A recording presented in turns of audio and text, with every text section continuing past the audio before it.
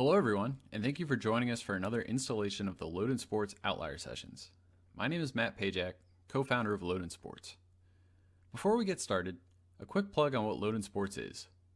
We are the affordable human performance data provider. We use non-exclusive, objective athletic evaluations for the purposes of benchmarking athletic development, informing athlete health, and identifying outliers. Our evaluations are non-sport, gender, skill level, or age specific.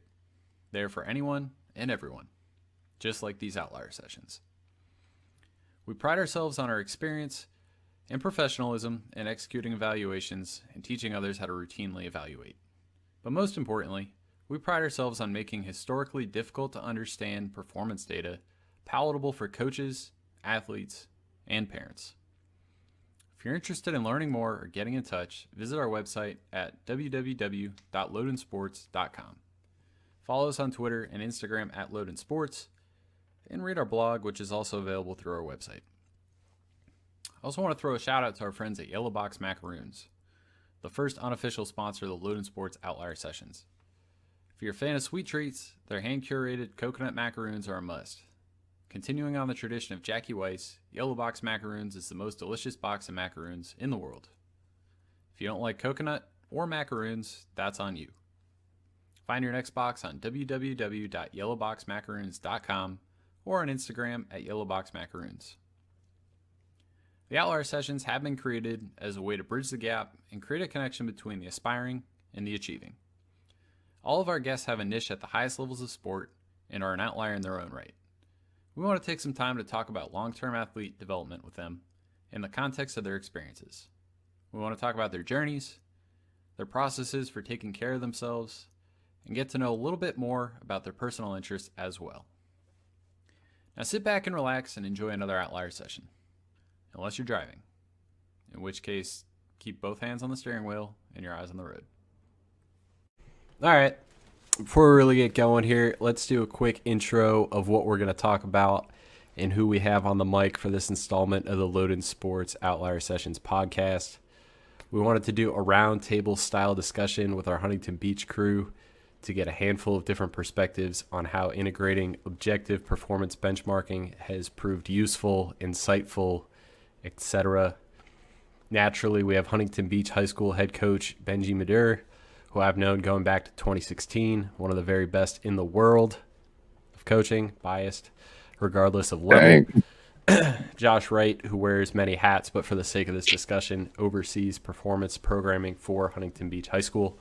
And finally, Joe Fraser, father of class of 2024 infielder Gabe Fraser, 1995 College World Series champion with Cal State Fullerton, Minnesota Twins draft pick, also current assistant superintendent, and really someone who can provide the parent perspective, the former athlete perspective, and the academic administration perspective kind of all in one. So 3 guys with 3 different niches in the development of the youth. Huntington Beach High School Baseball Roundtable. Here we go. I do want to give each of the guys the opportunity to provide some color for who they are, what they do, and how long they've been doing it. Before we dive into any specific topics, let's start with Benji Medure. Give us a little background, how long you've been at Huntington Beach, how long you've been teaching, etc. Go for it. Well, first of all, thank you for having us. And it's awesome that we get to hang out with each other and you get to come out and test our guys, because then we get to go have lunch and we have an excuse to hang out here in California. As far as me being a coach, I've coached, this is my 30th year of coaching. It's my 22nd year at Huntington Beach. And it doesn't feel like that long. I swear it's happened really fast. In those 22 years, I think we've seen our program really, really grow. We kind of went from nobody to somebody, and it took a while, but with the help of people like Josh and Matt and good parents like Joe, we've really developed a winning program here. So I'm excited to be a part of this. I'm excited that Loden is a big part of our program now, and we're seeing differences for sure. Well, absolutely love having you on and love hanging out with you. So let's bounce it on over to Josh, who was actually on our last podcast. Josh, how long have you known Benji, and how long have you been working with him over at Huntington Beach? been at Huntington. This should be my sixth season. I first came on when Benji and I had a conversation. I think it was right after the 2016 season when I think you guys lost to Orange Lutheran. Sorry to bring that up. But it was Prado and Danner's junior season. And at the end of that season, once it got over, they started coming in and training with me privately. And then they kind of naturally brought in, 10, 15 guys from the program. And then Benji and I had a conversation about just me taking over everything at Huntington. And it's been one of my favorite experiences that I've had in my entire training career being a part of this program. Just from the culture that he's built and me being able to kind of come in and continue the grittiness and the work ethic that is expected from them, and to be able to take them into the weight room and give them the tools to be able to go out and be coached by a guy like Benji.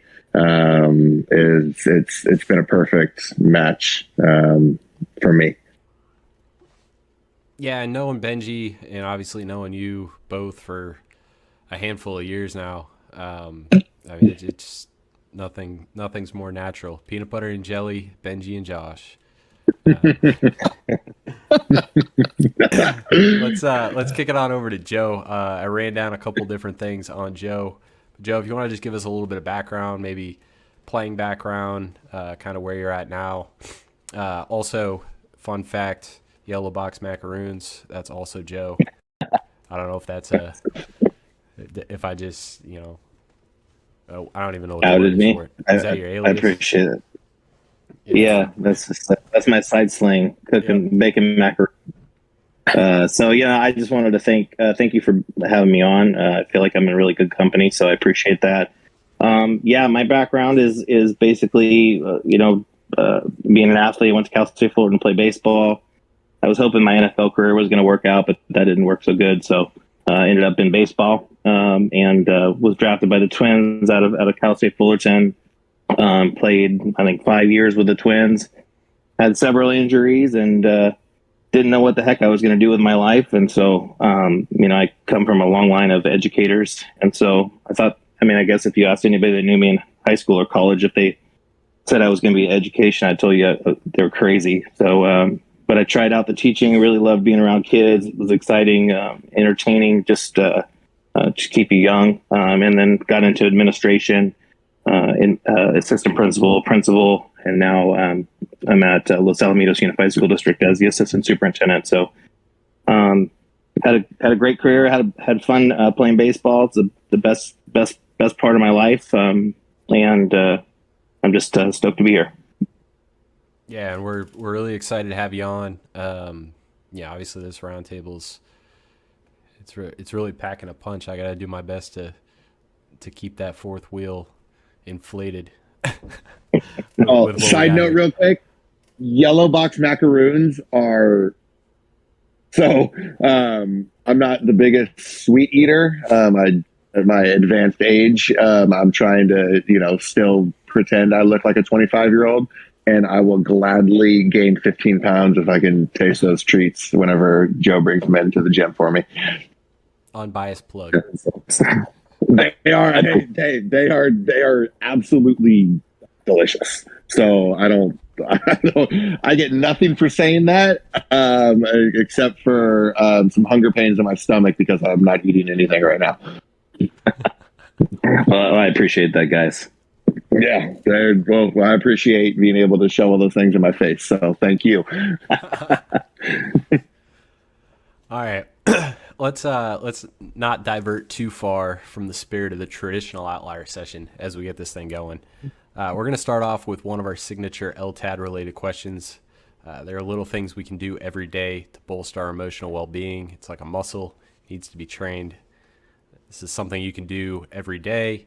Benji, let's start with you, and then we'll do Josh, and then Joe, and then I'll hit it last. What are 3 things that you're grateful for today?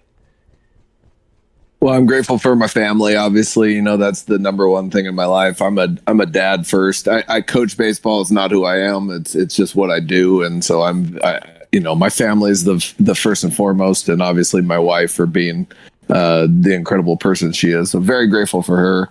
I'm grateful for my players. And I know I'm hard on them, and Josh alluded to that, and I hope they realize how grateful I am for their effort every day, and just how they go about their business.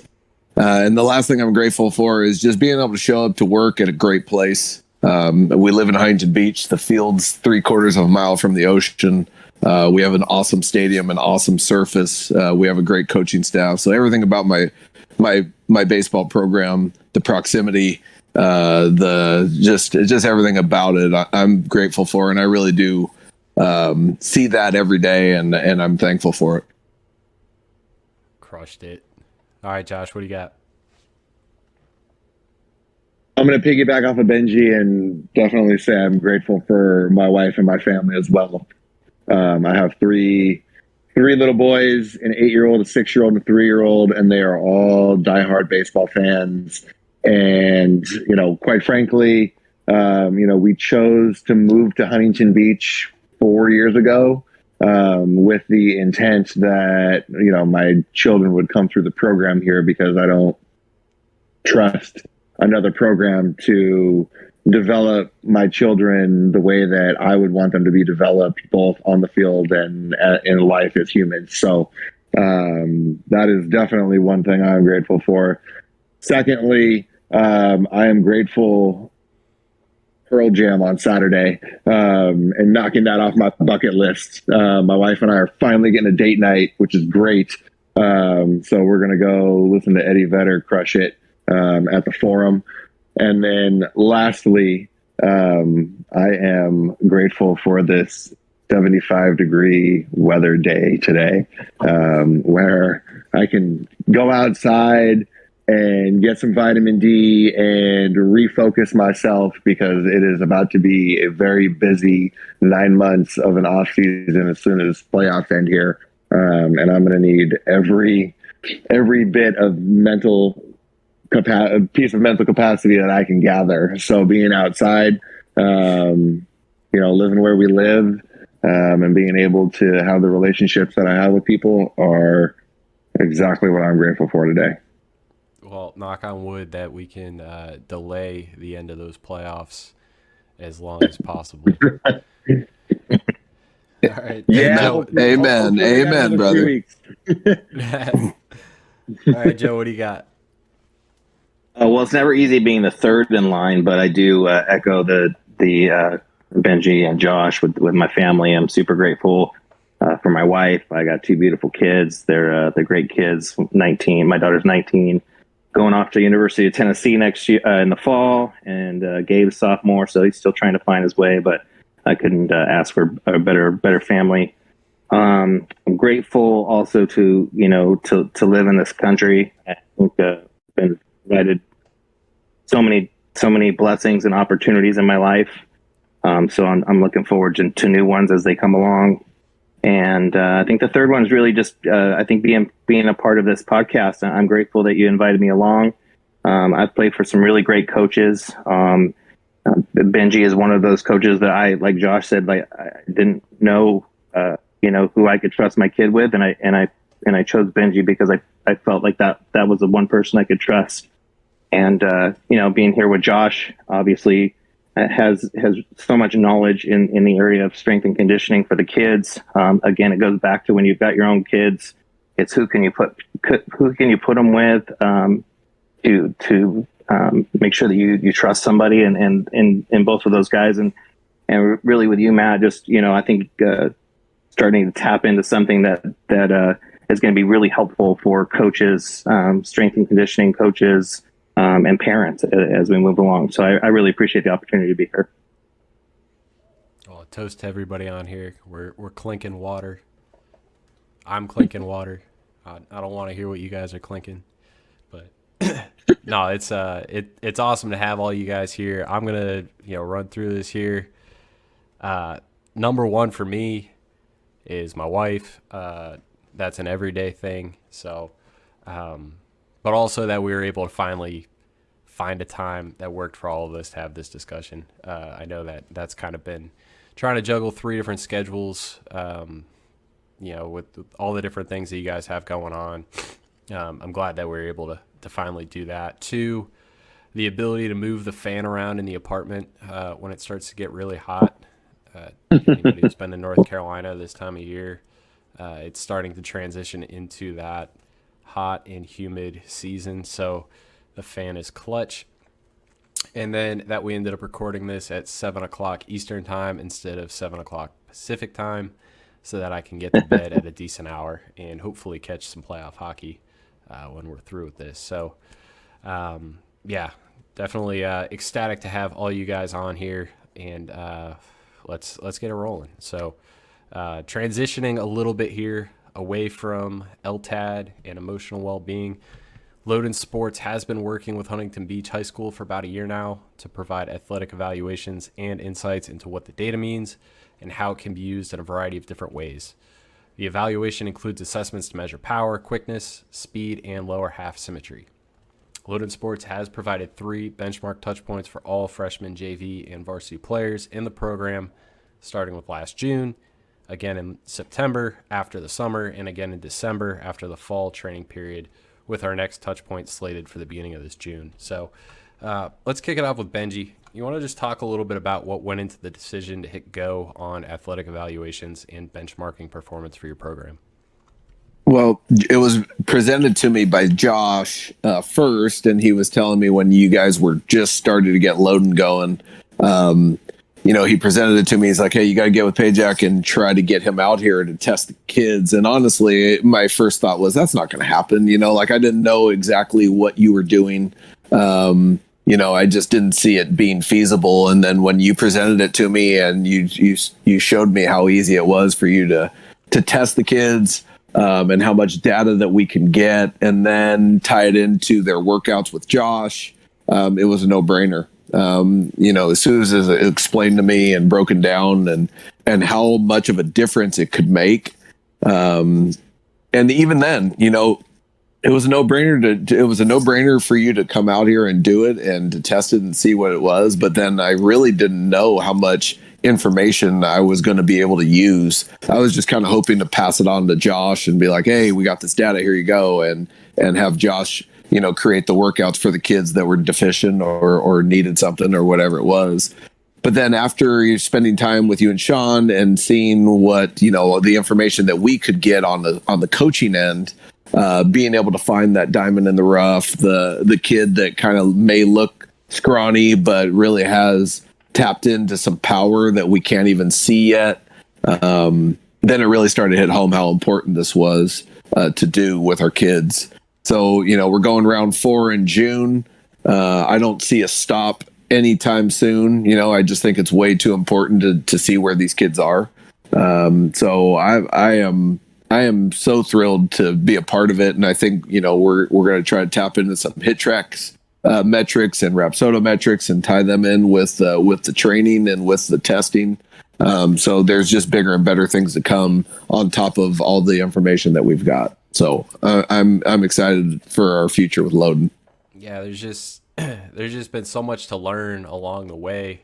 And there's, I'm sure we'll continue to unearth different things as we continue to keep moving forward. So I appreciate, obviously you being very open-minded and willing to take this on and not just, pass it along to Josh, but also get involved with it. So, Joe, as a parent, what were your thoughts when you first heard about the evaluations, and how has your understanding evolved since then? I think at first I was like super envious that I never had anything like this when I was playing. So I was like, this is great, and I think a lot of times as a parent, with a teenager, you're not getting a lot of information from your child. Everything's good. It was okay. And so this is really like an effort to have a talking point. And I think for Gabe, it was really just a baseline. For me, just like I said, information that there's no way I was going to get any of this information. If you ask your kid, do you feel powerful? Do you feel fast?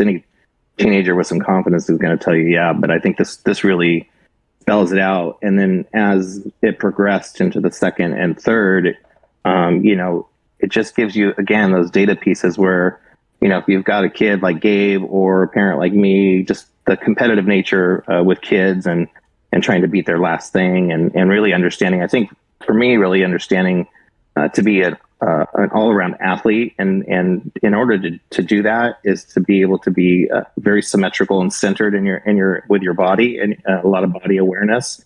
And I think these data points really touch on that. Like, how are you body aware? Where are your strengths and where are your weaknesses? Yeah, that's something that we really try and hone into with the report. I know a lot of thought and a lot of tinkering went into producing a report that was easier to understand, especially coming from a background of, collecting baseball data and vision test data and Rapsodo and TrackMan and the whole nine. And a lot of it's foreign to a lot of people. So for us, it was, how do we create something that is simple and digestible for the athlete, for the parent, for the coaches? So to hear, it seemed like something that was pretty easy for you guys to pick up on and start to digest and create a talking point and create a way forward with. Really that's the most that we could ever hope to get out of it. So, Josh, as the person who oversees performance at Huntington Beach, what's it like having access to the objective athletic information on the whole program, and how does that help your process? The biggest benefit I get is not just the scores, but allows me to see the outliers, like you kind of touched on with, the athlete that maybe doesn't look as physically imposing as another athlete, but is actually maximizing his skill set better because he's able to tap into certain things.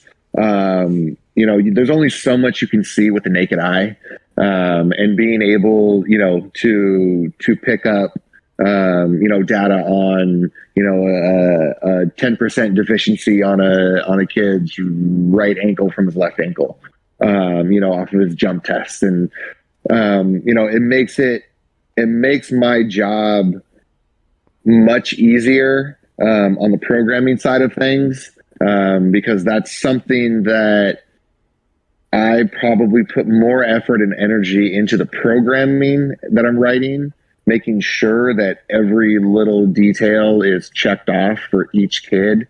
So if we go back, if there's something wrong with the kid, 3 months later in between tests and he's not improving, then I can go back and I have a blueprint of what I did. And then I can see maybe where I could have added something different or more volume, less volume, depending on if we're in season, out of season. And it allows me to tap into some of my own thoughts and my own methodologies to give these kids, the best chance for success. And not even in those 3 months, but in the 4 years that they're here. It's going to allow me to keep them healthy and to maximize the small, short 4-year window of opportunity they have to continue to play baseball at the next level. Yeah, and a lot of respect to you for being open to this type of information and being open to the accountability, because I think a lot of coaches out there, it doesn't just have to be strength coaches. I think just in general, it's a lot easier to live in the dark and kind of sell people a placebo effect. But if you're able to show objectively improvement, I think that that speaks volumes for what you do. And even if there is an improvement there, being able to explain like this is what's going on, and we'll get into that a little bit more just in terms of different times of the year, different goals in training, different goals with where the body should be at from a performance standpoint. But yeah, definitely kudos to you on that. Let's talk a little bit about the amateur summer when it comes to summer baseball.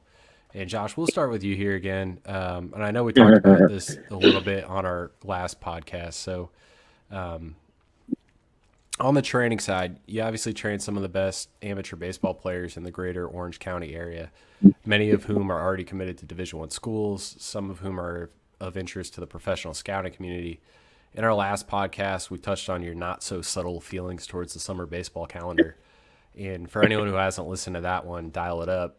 But to extend on that conversation, what do you observe during the summer in terms of ratio of training to playing? Are guys as consistent coming in and getting their work done during the summer as they are in other times of the year? It is my biggest headache of the year is Memorial Day weekend essentially until Jupiter's over, which is mid-October. For a lot of I would say like the higher profile kids, but there's some kids that they're just going to play, June, July, a little bit of August, and then when school starts, then they're just back into the school routine. And there's other kids that are going to play June, July, August, a couple of tournaments here and there in September, and then they go to Jupiter because that's the last kind of travel evaluation, for all the pros, for all the major league scouts. Within that, 4.5, 5 month time period, I would say, we train 4 days a week, during that time period. So let's just, for an even number's sake, let's just say there's 100 workouts. I am lucky if those kids that go through that 5 month stretch are in the gym 30 to 40 times within that 5 month period. And that is just due to the travel. It's due to the wear and tear that they've absorbed, flying around the country and being under a microscope all summer long. High stress innings when they're pitching, they don't get a break, and then their central nervous system's fried even when they're home. So then I still am modifying things because, they might be home for 3 days before they go hop on a plane somewhere else. And there's really not a lot of room for growth and improvement over that time. And it frustrates me more than anything because they're being evaluated and they're not really given the chance to come home between tournaments, sleep in their own bed, hydrate themselves, eat, work on a little, whether if it's something with their swing or if, scouts tell me all the time, well, can this kid put on 15 pounds? Well, not if he's on a plane all the time. It's hard, it's really hard to see those big jumps and improvements that guys want them to make when, the tools that they need to make those improvements aren't accessible to them. So, when I travel with the Canes, we're obviously, I'm there, I have access to equipment and things that I need to keep these guys healthy, and can progress them, not at the rate that I would like for them to, but I can send them home a little bit better than they came to me each tournament. But I can't say that for 95% of the other guys that I have in the gym that are under my watch. It's really, really, really hard to balance everything, and it's even harder for the kids to balance everything because kids have a hard time saying no to things. They have a hard time with rankings and with colleges and with advisors, and everyone's pulling them different directions and telling them different things. I try to be that calming sense of stability with them, and I always tell them the truth, and I give them the options and lay it out, and I kind of let them make their decisions. If they're going to go to something or not go to something, because I don't really have a problem being the bad guy If somebody's upset that they're not at a certain event, or if a travel ball coach is upset about something, because at the end of the day, my job is to make sure that they're healthy and to make sure that when they're being evaluated, they're at their best and able to just go out on the field and perform. I don't care if they win or they lose, or if they get a trophy or a plastic ring, or what their PG or PBR ranking. I don't care about any of that stuff, because my relationship is going to last 10, 15, 20 years with this kid, and I plan on taking care of that kid throughout his baseball journey and his process. So the instant gratification of things doesn't factor into my plans to develop and take care of that athlete.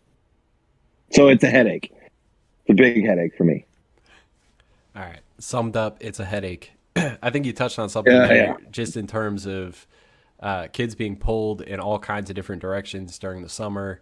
They can't really say no to anything. I mean, it's all new to them. It's not like there's another time in their life where it's just, invite after invite after invite.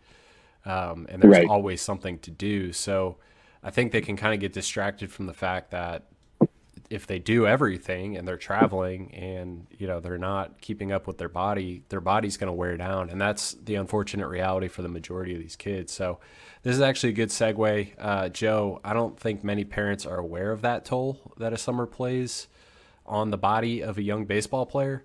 I think there's this belief that because kids are young, their bodies are invincible, or at the very least shouldn't tire out. Kind of, what are your thoughts? What's your approach? And what have you observed in fellow parents? Yeah, I think it's tough. I'm navigating this sort of for the first time. I mean, in all honesty, Gabe hasn't played very many games. He just hasn't. He played football going up into high school, so our summers were spent doing that. He might have played 10 games, baseball games in the summer. But this year, obviously, he's been out this year. He didn't play at all last summer, and so he's really wanting to go play.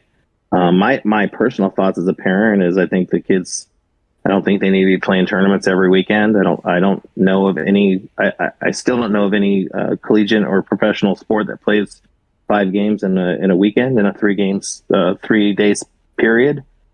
So we're not even doing that to pro athletes or collegiate athletes. And so I think it gets tricky for parents, because I think the word on the street is you got to go play these tournaments, because that's where you're going to get seen. And I think there's some truth to that. Gabe's never played done one PG showcase, and I'm not saying that those don't have values. He might do that this summer. So we're trying to just pick where he would be seen the most. And frankly, I don't think Gabe was ready to show. I think parents, there's a misconception of showing your kid all the time. And if they're not ready, some kids are ready. Some kids, by the time they're 12, are like men. I mean, there's freshmen on the campuses that are bigger than me. It's incredible, and they should go show because they have that ability. And there's other kids that just developmentally aren't quite there yet. And I think that parents that have those kids really need to be cautious of playing too much, showing too much, and really getting away from what Josh was saying, like being an athlete, developing your strength, understanding your body. I think though getting faster. So like all of those things, taking ground balls, hitting, like you don't always have to be in a game. If you're a shortstop, you could go a whole weekend and not get one ground ball. And I would argue that you would get better if you stayed home and spent a half hour on the field getting 50 to 60 ground balls and throwing them across the diamond than you would playing in a tournament where you might not get one ball hit to you. And so I think that's what you have to evaluate as a parent. Like, what's the end game? And I mean, especially at 12, 13, 14, seen a lot of kids. I've seen a lot of amazing, kids these days are talented. They are super talented. I'm amazed every time I go watch games. There's just really talented kids. But, from when I played, there's a lot of kids that fell off that were the superstars in high school. And then there were a lot of kids that you were like, well, I know that kid's a pretty good athlete that ended up playing a lot longer than some of those superstars. So everybody has their time to develop, and I think it's just a matter of, I think as a parent, and I've had to do the same thing. You have to be super reflective, because I think everybody starts getting nervous about college and commitments, and now we're committing freshmen or eighth graders, and if your sophomore year is over and you're not committed, that life is over, and I think it's hard to calm kids down. It's hard as a parent to be a part of that, So I think there's a lot of things to go, and I just don't think. I think people are just, man. I've seen so many kids play like 60 games in a summer, like since they were like 9. I think and some of them, man, hating baseball by the time they're 16. My goal for Gabe, if he wanted to, was to be excited about baseball every year, not feel like he was just like, oh, I got to do this again. And by the way, if you're traveling to Arizona and Georgia and Florida in the summer, yeesh, that weather's pretty grueling. Yeah, So. and beyond all of the different, like, it's such a psychological game. I mean, really, when it comes down to whether it's for the parent or whether it's for the kid, because FOMO is a real thing, and then for the parent, it's like, am I doing the right thing for my kid? He could be here, he could be there. We made a decision not to do that. Was that the right decision, the wrong decision? So there's so much more that goes into it than just saying like, hey, it's really easy to say don't play too much or don't go here, don't go there, pick and choose. But when it comes down to it, like, you have conversations with other parents, you have conversations with other kids, and they're doing everything. So I don't envy that. But it's a tough spot. Yeah, for sure. I will say, it's kind of overarchingly just, advice for parents or coaches or for players, just be deliberate about it, just kind of have a plan. Cause I think a lot of parents and kids go into these summers without a plan, and it's just, all right, we're going to go. And, whatever happens. So, yeah, that's heavy. Yes. Benji, how you doing? Good. I'm good. Still with us? Yes. Josh hit us on some of the rigors of the amateur summer baseball schedule. Joe kind of talked about it as well. Something you're just as aware of, I'm sure, as a coach. Let's talk a little bit about the Loden data from the June touch point last year to September, so kind of encompassing the summer. What did you expect to see from the data in September, and then kind of what did you see over that 3-month summer window? I expected to see the guys who Josh is referring to and Joe's referring to that are traveling and playing in everything that they possibly could play in, and eating like crap and not really training and making it to half of their trainings throughout the summer. I expected them to have the numbers that they got in September. I expected their numbers to be crappy. I expected their explosiveness to be down. I expected their legs to be tired. And it was exactly what we thought, because there's so much emphasis on playing, play, go to this, go to that. And, I remember being back in high school, and I played football and baseball, and my summers were, summer league baseball. We played, maybe 15 games, but no one was really playing anything else. There wasn't any PG or PBRs, showcases or anything like that going on. And so we just stayed home and we played games as a team, and we worked out, and we didn't burn out, and we were pretty strong as a team. And we didn't have, there was no one on my high school team that had Tommy John. There wasn't anyone that had labral tears. There wasn't anyone that, that were major injuries. And I think it's because we didn't overplay. That was back in the day when you could only practice during 6-period baseball. I'm dating myself right now. I'm so freaking old. But like 6-period baseball, that's all you could do. We had 50 minutes, 50. And that was from the time of warming up and practicing and getting on the field. And as soon as the bell rang, hey, we were done. So you inter-squatted for an inning. You may have taken a couple ground balls, or whatever. It was just whatever the coach could get in. And then when the season officially started, that's when we could go. But we were all healthy. We were all healthy. And maybe we didn't have the game sense that some of these kids have who have played 100 games in the off season. But I guess that doesn't really matter if you can't get on the field because you're injured, because your shoulder's sore, because you threw freaking 90 meaningless innings, in the off season. So, to answer your question, the data was spot on what we thought. We thought the guys that played too much were going to score low.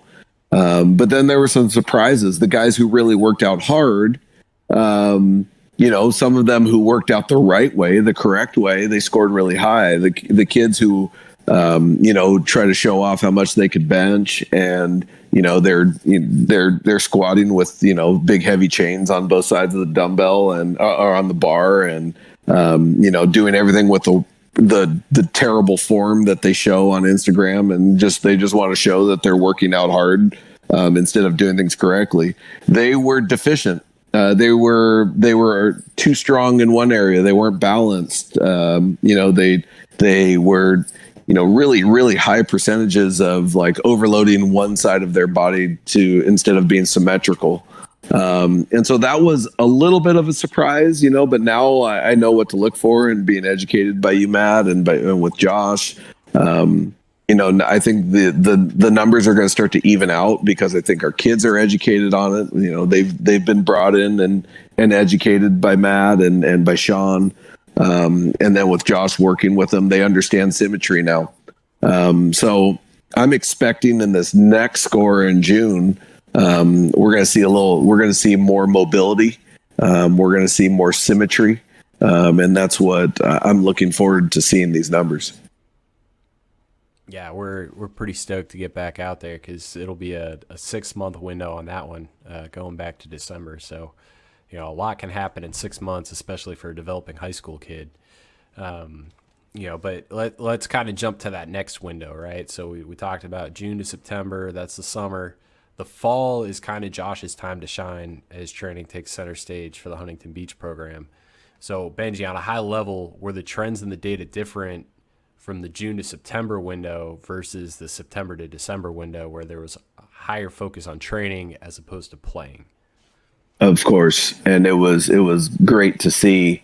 There were a lot of kids who came in September and they had some, tendonitis in their knees. They had, their ankles were shot, especially, some of the catchers and some of the outfielders, or even the infielders, they're just on their feet and they're really not focused. They weren't really focused throughout the summer on their training. And then after September, and we brought in all the outliers who were just, at risk of injury, and we educated them on what they should be doing. The numbers in December improved. I mean, there's always going to be outliers, and there's always going to be the kids who that do their own thing and that they don't quite believe in the science or the data, and they're gonna get their dumbbells and they're gonna curl, or they're gonna squat heavy, and they're gonna show off on how much they can do one rep with 250 pounds on their back. But they're the kids who believe in it, and that's the majority of our kids in our program. And it showed in their numbers, it showed in the data. And so I think it really hit home for a lot of them when we brought in, what was the major leaguer who came in and spoke, or he talked on that Zoom? Brandon Donovan. Brandon Donovan, who made his major league debut last week or 2 weeks ago. Yep. And it was awesome for them to hear him say, talk about his workouts, and he wasn't interested in pushing a lot of weight. He was more concerned about his agility and mobility and ankle mobility and hip flexibility. And that's what Josh is all about. And so when he was talking, I was just kind of looking around the room, mostly at the kids who don't go to Josh, and be like, well, we got a major leaguer talking about this, and he's talking about the importance of it. And obviously it's working for him. So what are we doing? If we're not if we're not bought into all of this, like what more could you get? What more information, what better information can you get than from a major leaguer who is, starting to reach his full potential by doing the proper workouts and training the right way? So obviously the season has its wear and tear on the kids. There's going to be some kids beat up when it comes to June. But the kids who have trained with Josh and the kids who have stuck to their workouts, I'm expecting the numbers to be exactly where they should be. Yeah. And something that we've always thought about at Loden Sports really is that the data can be insightful into timing. And you kind of talked about that a little bit. We talked about it before in terms of, Joe talked about it, timing showcases, timing trade-offs, et cetera. But, definitely talking about, June to September window, summer window, and then you got the fall window. So it's training versus playing heavy, trade-offs, right? Like you can't be training 12 months out of the year heavy. You can't be playing 12 months out of the year. So it's about striking that balance. Obviously we've done pretty extensive research on the correlations between the evaluation data, things like running speed, exit velocity, throwing velocity in baseball, the tools, if you will. You can read more about that in our most recent blog for May 2022. But if a player has low scores, it probably isn't a great idea to go to showcases for colleges because there probably isn't a whole lot to showcase. It's probably a good signal that player needs to get with a guy like Josh, build themselves up a little bit before they go show. So understanding the relationship between the athletic evaluation and performance on the field, periods of playing should have a focus on sustaining performance. Periods of training should be for progress, and it's important to kind of have that balance. So I think where the Huntington Beach program is at this point, between the access that we've had to the players, the education we've given Benji and Josh, and the way they've passed that along to, other coaching staff members and the players' parents, I think everyone has a pretty good understanding at this point that, from touch point to touch point, it's not all up. Development is nonlinear. Sometimes it's going to pull back. Sometimes it's going to level out. It's going to jump. So, and that's going to happen at different rates for every player. And, but there should be certain windows like Benji just talked about, like in a September to December situation where it's heavy training, where more guys are making progress than not. So Benji, have you or do you envision using this information to help players decide the best uses of their time away from school? 100%.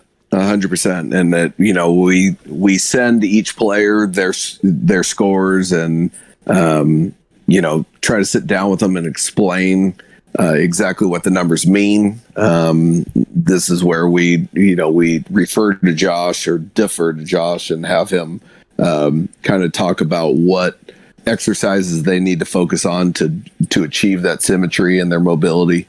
But yeah, when we get these numbers come June and we evaluate each kid, we should be able to develop a plan for each one of them to go forward in the summer and the fall and really hammer out a plan to achieve exactly what they want to achieve, as far as their physicality and their mobility and all of that.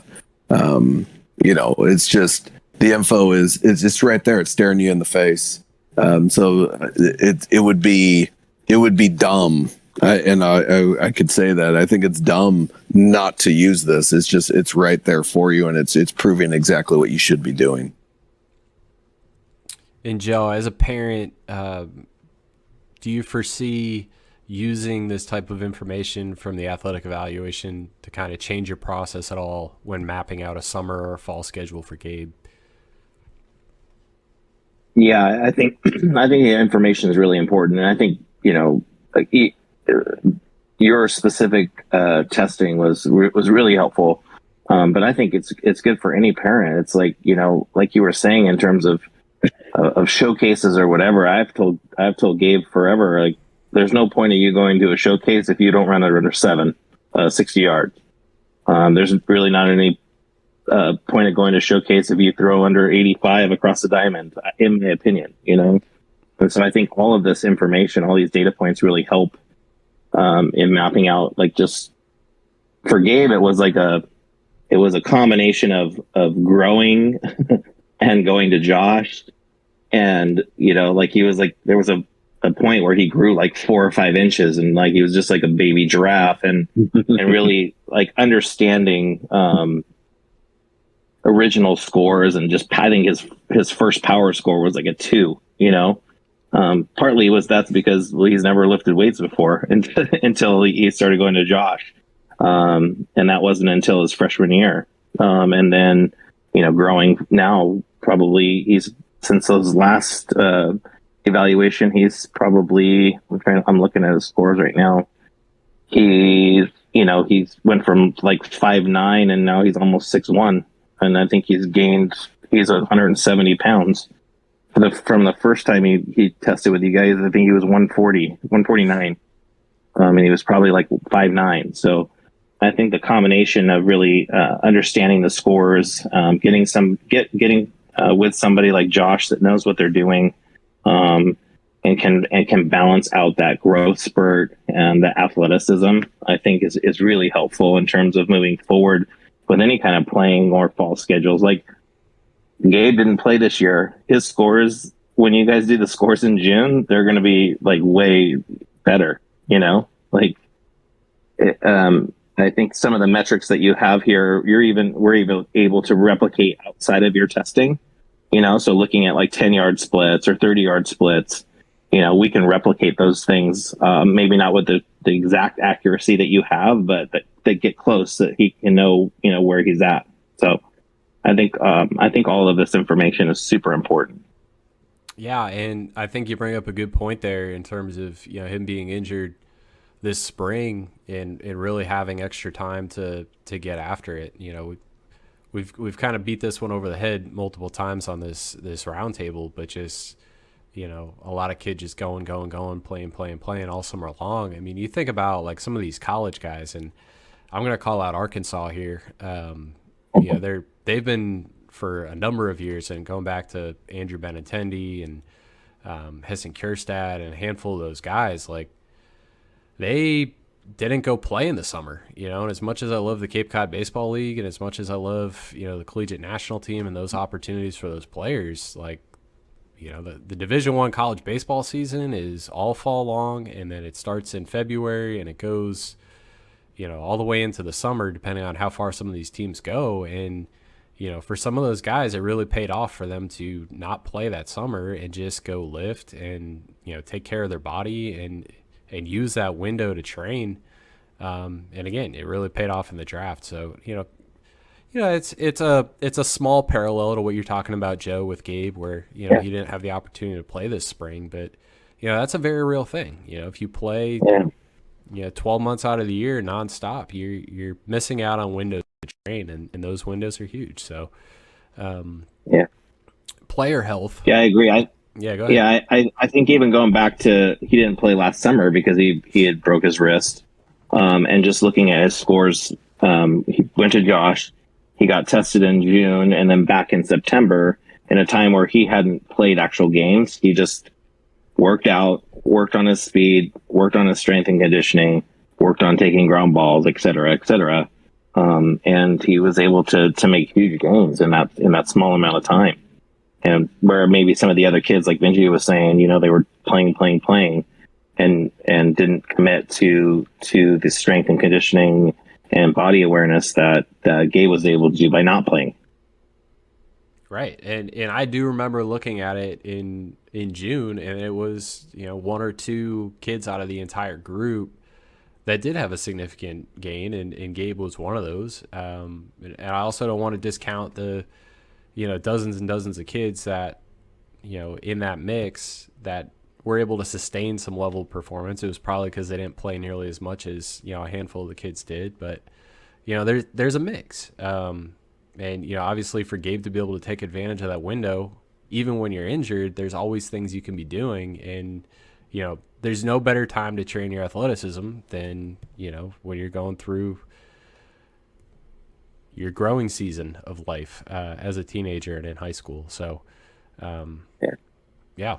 Yeah, and that might not, and for Gabe, it might not equate to being a better baseball player, but he's definitely more athletic than he was when you first tested him.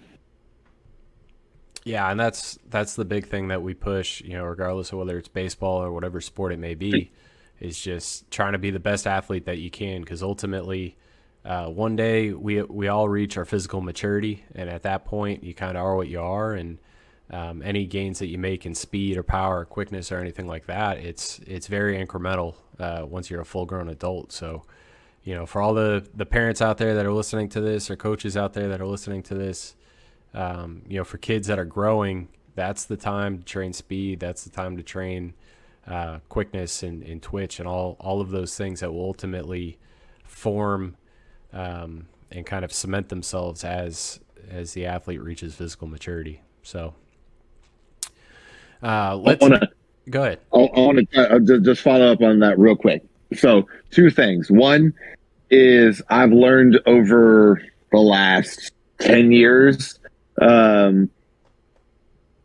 probably, that playing more baseball is not the way to get better at playing baseball. It needs to be in small increments where, again, like you go play in a tournament for a week in Arizona, you come home, you probably lost 5 to 7 pounds, you're tired, your feet hurt, your shoulder hurts, forearms hurt, your hands hurt from all the, playing 10 games in 6 days and then traveling home. What good does it do to go out, 4 days later and play in, the Firecracker Classic, at your local park for your home travel team, not your national team or wherever you get on a plane and fly around the country for?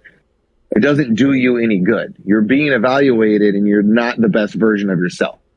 Right. So more is not better. Right. And that's where I want people to understand that it is okay to say no to things. You don't need to play on 4 different teams because, you grew up with some of these kids and, your friends or, your buddy's dad's the coach, or, your private pitching guy is, running travel ball games, 9 months out of the year. And, he's telling you he can get you into this college or that college and stuff. Like, you're never going to maximize your potential if you run yourself into the ground on a daily or weekly basis. Right. That's the first thing. The second thing is going back to Gabe being 5'9" and now he's 6'1". Well, that baby giraffe comment is so true with kids, between, I'd say early puberty is at, probably 12 for some kids. And some of the kids, some guys are late bloomers and don't hit it until 15, 16, sometimes 17, before the man stuff really starts happening to them. When you grow I want to say it's every quarter inch you grow. It could be half. I'll have to double check my research here. But for every, we'll call it every quarter inch. Every quarter inch you grow, it takes your nervous system 2 weeks to rewire itself for you to be a functional, for you to operate, functionally like you have been. Right. So you got a kid that has grown 3 inches over the summer. Like, he's basically learning how to walk again, and so what good does it do to you're not train, he's not training, he's not eating and hydrating and sleeping, properly to maximize what puberty is giving him. Puberty is giving him a gift right now, right? Instead, we think, we think it's cool. Like, oh, well, he was 6'3", now he's 6'6", like, watch him. And then you wonder why he can't, he's swinging at a breaking ball and he's screwing himself into the ground. It's not a good look. Like, you can't rush certain processes that the body naturally has to go through.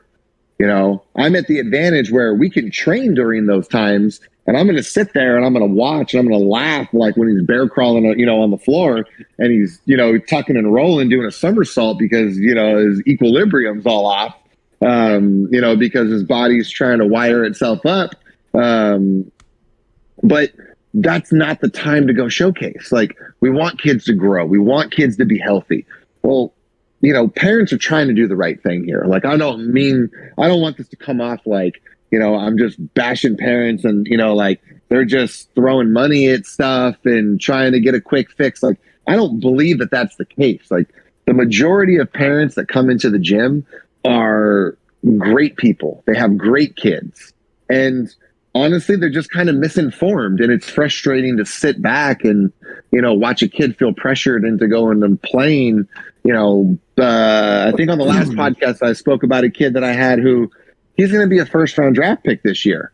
And in the 70 days he had for summer break, he was on the road for like 55 of them, and people are wondering, well, he hasn't taken that next step. And, I saw him 2 weeks ago and I saw him 3 weeks ago and he just kind of looked the same. And it's like, the kid hasn't even been home. Like, he hasn't been in the gym. He hasn't been, he hasn't been able to be on a consistent throwing routine. He's literally traveled from Denver to Atlanta, in a 24-hour period, and he pitched in Denver at the high school all-star game that they had, pitched in Denver, got on a plane, flew to Atlanta, and then threw the next day. And people are wondering why, well, the velo's down. Like, well, I mean, if you were in 2 different time zones in 24 hours, like, I don't think your velo would be up either, and that's just one of the examples and predicaments where A, it makes my head hurt, but B, like, that is not what is in the best interest of the athlete.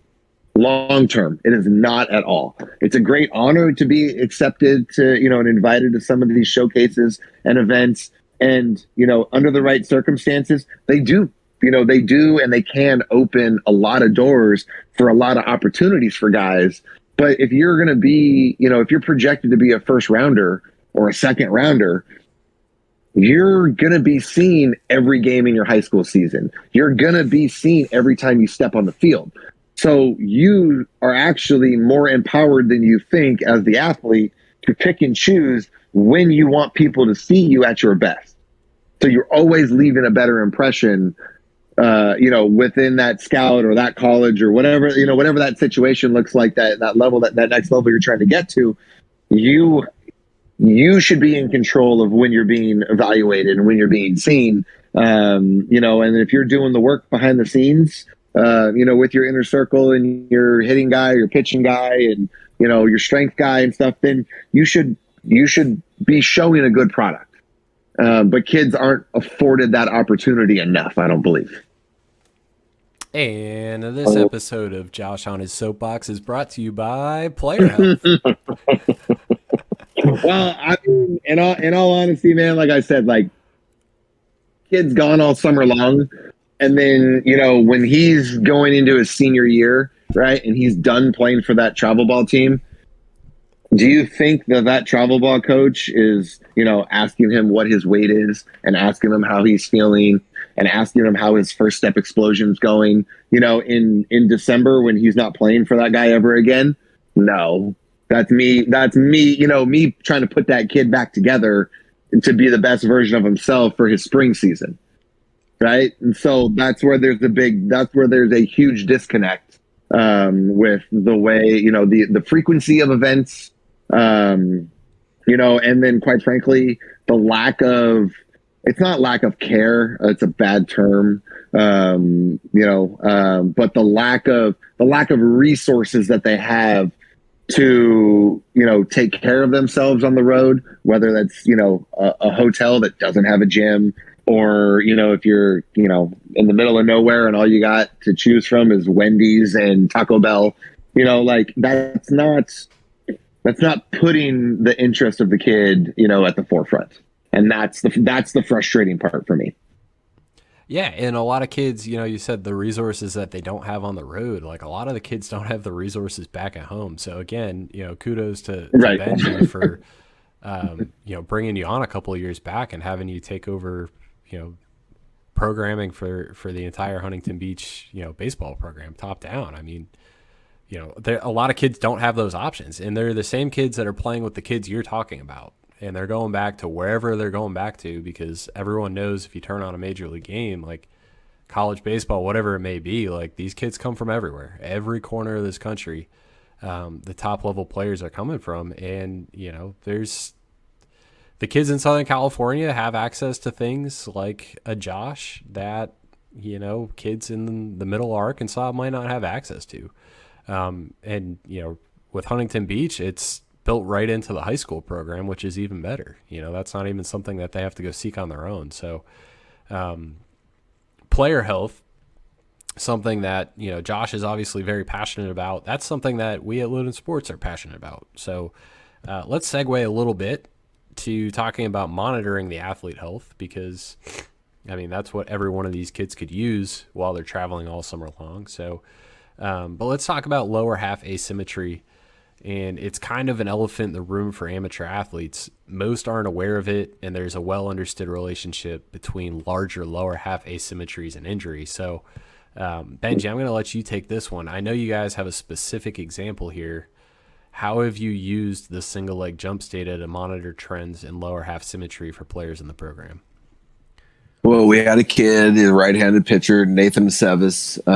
He came, I think it was his September numbers, but it may have been, I think it was his September numbers, where his right leg symmetry was, grossly overtrained, or he was just very strong on his right leg compared to his left.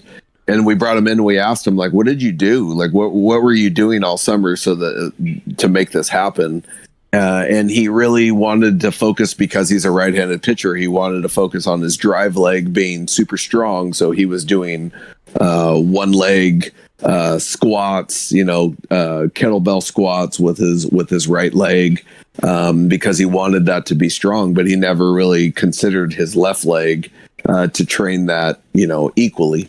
And so his numbers were in the neighborhood of 26%, somewhere around there. You may be able to help me out with that one, where he was, overly trained on his right side by 26% in comparison to his left. And with that data, the Loden guys predicted, shoulder problems, elbow problems, possible blowout, because he was so asymmetrical in his lower half. He was very, he was attentive to that. He was concerned about that. He did his due diligence and trained himself and lowered that number. He cut that number in half, I think, by the time that we retested in December. And he had a great sophomore season on the JV level. He's up to 90 miles an hour throwing right now. He's going to be a big piece of our puzzle as far as the pitching staff goes next year for varsity. So he's trending in the right direction. So, without that data, we never would have caught that. There's a strong possibility he would have been injured. He wouldn't be able to, put the numbers up that he's putting, getting the attention that he's getting. And then, if he keeps going the way he's going and the way he's trending, he's going to get signed by someone, or he's going to commit to someone, relatively soon, because, everything is going in the right direction. Yeah, and it's crazy to think about, but when you're a high school kid, there are things that seem like, oh, I can do this, and then you go try it and you go do it, and there's no one there to stop you, and it might make sense, but then when you take a step back and someone kind of talks you through it, like, oh, maybe this doesn't make sense, because maybe I don't just need a really strong drive leg, but I need really good brakes to stop the car too. And I think that's, the perfect metaphor for pitching, or the perfect metaphor for hitting too. It's load into that back leg, and then you need a strong stopper to be able to stop the force and transfer that through the kinetic chain, obviously, and produce your power. So, that's largely the importance of the lower half symmetry. And again, it's a little naive, but at the end of the day, like, it's not ridiculous for someone who's 16 or 17 years old to not think about that stopper leg. And I'm going to flip this one over to Joe. And obviously, you talked about it before, dreams of playing in the NFL, and Gabe playing football. Did you previously consider the relationship between the right and the left leg, lower half symmetry, and now having access to this information regularly for your son? Is that helpful? I think I've always tried to train, like when I trained, I always tried to train as evenly as possible, just knowing that I would be, for me, I was more right side dominant than left side, but I don't think I was ever tested for that. I think I just always kind of felt that way. I think this information for Gabe was really important because, I think our concentration has always just been for him to hit, so defensively throwing, all of that stuff has been relatively new in terms of putting a fair amount of work into it. But, knowing that he hits left-handed, so he's pushing off his left leg, and he throws right-handed. So, I think we overly trained. And like I said before, Josh, he never really, we didn't lift, it was just go surf, and you can do some push-ups if you want, or pull-ups or whatever. But we never really, he didn't lift weights. And so I think for this information really kind of shine a light, like, whoa, you're kind of out of whack, buddy. We got to and so I think for a parent, it offers information for you to be a lot more intentional about what you're trying to do to achieve, that balance and overall symmetry. Oh, that's awesome. I'm sure the surfing aspect, believe it or not, probably helps in trying to keep that, as balanced as possible, not to overuse the word balance here, but I don't think you can overuse the word balance. Yeah. I started asking him which foot he puts more pressure on when he's fishing, because he seems to do that all this summer as well. Yeah, I think. Yeah, go ahead. If you don't mind me jumping in, I will say that one of my pitchers made it to the big leagues, Colin Ballister, in 2004, and he was an avid surfer, and he would surf after he pitched, or he would surf the next morning, and that was his recovery. And I know we're in Huntington Beach, and we know this goes out throughout the whole country, and not everyone can surf, but my goodness, man, the ocean is a great place to heal. And that's why we do our beach workouts and do all of that stuff. So can't say enough about the surfing and swimming aspect that we use here at Huntington.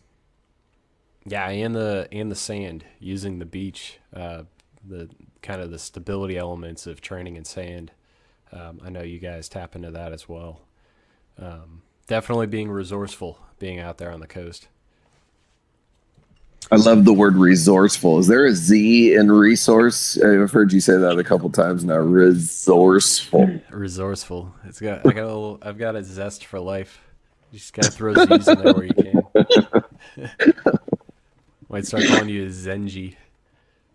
Talking about finding peace in the ocean, finding healing in the ocean. Oh man. All right. Let's talk about competition and accountability. Both amongst peers and for the athlete with themselves. Benji, have you used this information to create competition within the program? Or maybe if not competition, can you speak on how having this objective information create accountability within the group? I mean, when the scores go out and they all get to see them, they're talking about it. And that was the number one thing that I noticed, besides the deficiencies and the outliers, was how the players started to talk about their scores with each other, and I knew we had something right at that moment, because they're going to compare, they're going to compete.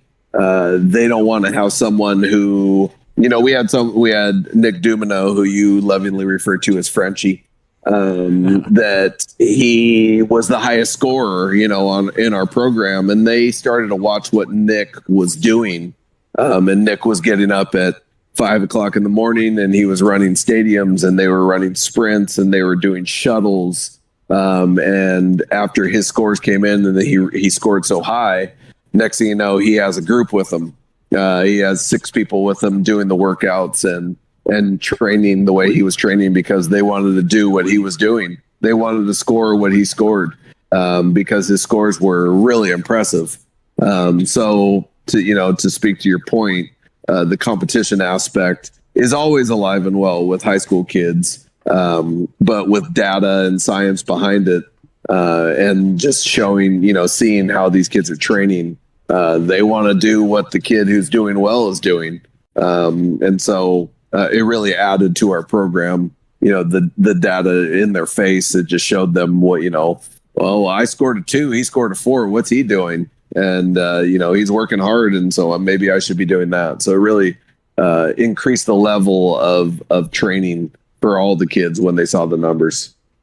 Yeah, and I can speak to when we came back and we tested in December. There was a particular kid who I believe is in your on your JV team, and he didn't score particularly well in September. And in December, for a lot of these kids, when they're going through the evaluation, it's kind of like, oh, this is cool, this is new. Like, they don't really know what it's all about. But now that these kids have started to do it, and they're receiving the feedback and they're seeing the numbers, they're much more in tune to what's going on while you're testing them. So you can definitely see that as an evaluator sitting there running these kids through.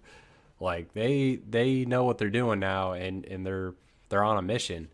And for that one particular kid, he was on a mission in December to, not just beat what he did in September, but get a lot better than that. And I'm sure, checking in with Josh, that he continues to work really hard, because even where he was at in December, he probably wants to get, even better than that when we get to this next touch point in June. So I think it's really cool, again, to be able to create that accountability, be able to create that competition. And that's not really something that me or Sean really thought about up front when we kind of approached you with this idea of testing every 3 months. But definitely, with what you were saying, and it creates what you want it to create. It creates culture, and it creates that competition. So, Joe, this is something I've seen with a handful of athletes we've worked with. But have you seen, and we just talked about it, but have you seen your son use his information to spur competition within himself to try and beat the results from his previous evaluation? Yeah, he's a pretty competitive kid. So he, and we talk about all the time, it's like the numbers don't lie, so I think just the importance of seeing and having some baseline, and then being able to see progression, I think for him is really important. And I think it's one of those things too, when you find a little success or you see some improvement, it really goes back to, wow, the work that, the things that Benji is saying, the work that Josh, the extra sleds that Josh has got me doing, that stuff's going to pay off. And so I think it's important for them to see that. But yeah, apparently Gabe's not that competitive, because he's not all about 5 a.m. workouts, but he's like, screw that. Maybe surf at 6:30, but not 5. Yeah, he's a super competitive kid. I think he's really, tough on himself, but he definitely used the data. As soon as he got his scores that improved, he texted me right away. He was like, let's talk about this. What does this mean? And so I think it was good for him. Well, even if he's not getting up for 5 a.m. workouts, he's getting his sleep in, which is, shout out to sleep. Got to shout important, out sleep in every episode.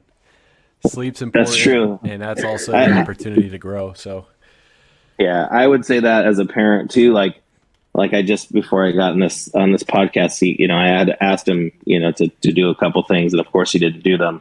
And I went in his room and he was sleeping. And I think that's the hardest thing as a parent, is to, you want to get him up, and we've just really talked about, my wife and I, just letting him sleep. And sometimes it just seems lazy, but I definitely agree with you in terms of growth and rest for kids. They've got a lot of stuff going on, and they're just kids. At the end of the day, they're just kids. We want to help them as much as we can as parents, and help them fulfill their dreams. But hey, if we want to be real about baseball and so forth and so on, less than 1%. It's a world sport. And there's some really talented kids out there. So, I'd say let your kid be themselves, let them develop, get a great team around them. That's what we've tried to do for Gabe, is really put a good team around him. And so that I don't have to do it with him. I already played. So I want Gabe to have his own experience, separate from mine. That's awesome. So, let Gabe sleep. Start the hashtag up. Yep. He's probably still sleeping right now. I'm gonna wake him up when I get off this, though. Yeah. Well, I only got a few last questions here for you, and then I'll let you go wake Gabe up, and let Benji and Josh get on with their days. But let's hit Benji and Josh here, just real quick, and having access to the objective athletic information on the program. Did you learn anything about any of your players that surprised you? Maybe something that didn't match the eye test? For me, there's a particular kid named Matt Heidel. He was a freshman. And if you saw this kid, you would think he's just this little skinny, scrawny left-hander. You know, you kind of start to dream on him a little bit. You're like, he's going to be a little summer lefty pitcher or whatever. But then seeing his scores and seeing how he can explode, that caught my eye. And then I started to research him a little bit. I started to dive deep into what he does. And then I heard he can hit a golf ball 320 yards. He can absolutely mash a baseball. And he did that at the freshman level this year. And there's no way anyone would have been able to discover that or see that without the numbers. And all of a sudden he's higher up on our list. You know, he's someone we got to keep an eye on. He's someone that we want to develop. He's someone that, you know, that we know, you know, come his junior year, he's twitchy. He has some power that is hidden, you know, he's sneaky. And that wouldn't have happened if I didn't see those numbers. There's a couple other kids that, you know, are wiry strong that came up. We're like, wow, that's a surprise.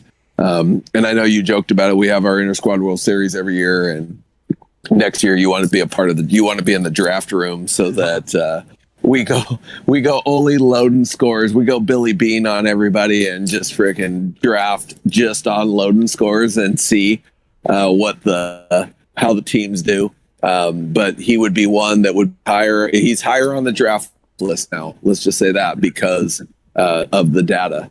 So it's exciting. It's exciting to see this stuff. Like, I can nerd out on it totally.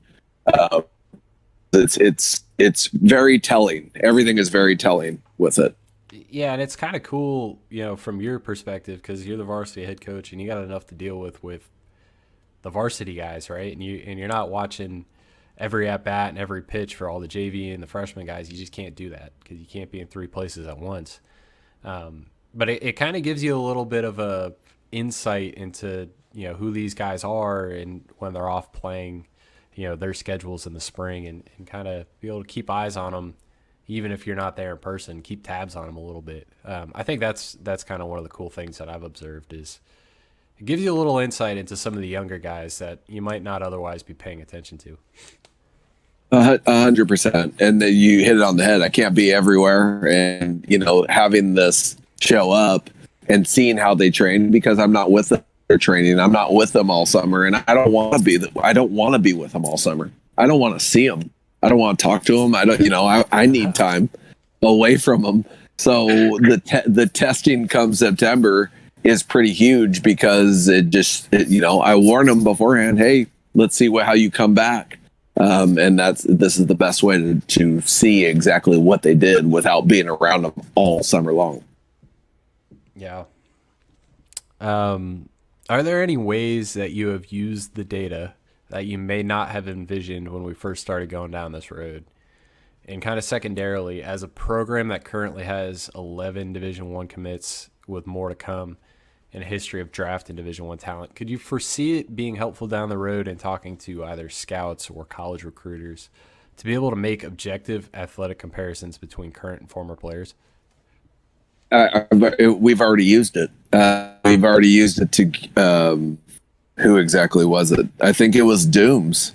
I think it was Frenchie that we were able to show Cal Baptist exactly what kind of a freak athlete he is and how strong he is.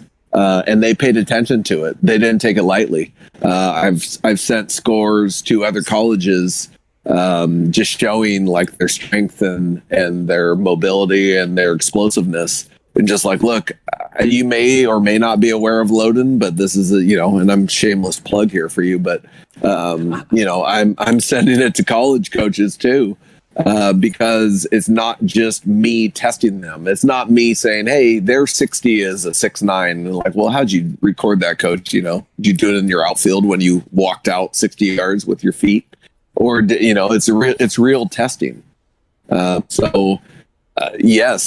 100%. Just like, you know, with when Vogel got drafted a couple years ago, they wanted to see his blast numbers. They wanted to, they just wanted to see that kind of stuff. I'm able to use these numbers to show college coaches and pro coaches exactly everyone's explosiveness. So it's huge, and it's going to continue to get better, and the data is going to get better, and I'm going to be able to use it more and more as we go forward. More Division I commits. More Division I commits.